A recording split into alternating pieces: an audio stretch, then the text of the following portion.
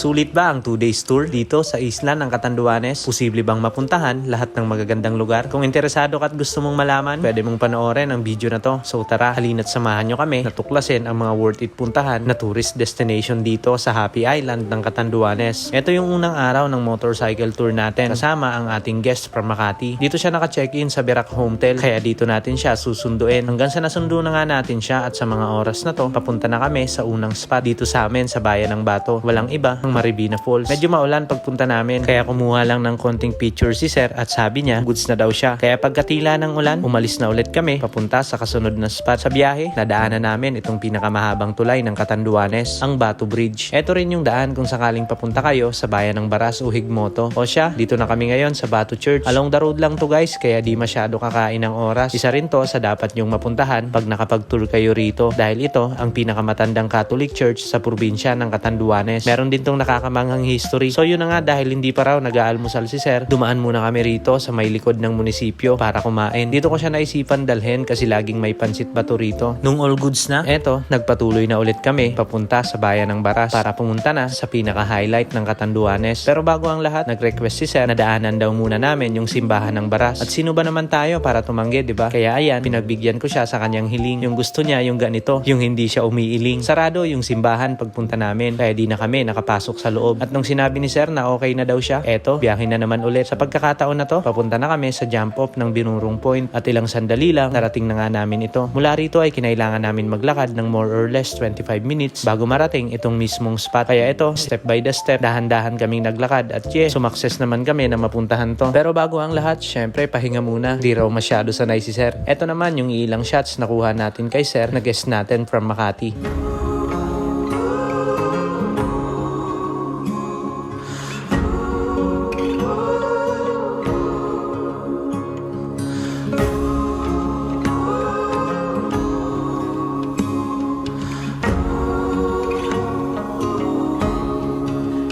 From the south, storming along the shoreline. Those who were right came here with nothing more than dreams of a brighter sun that could make their shadows run.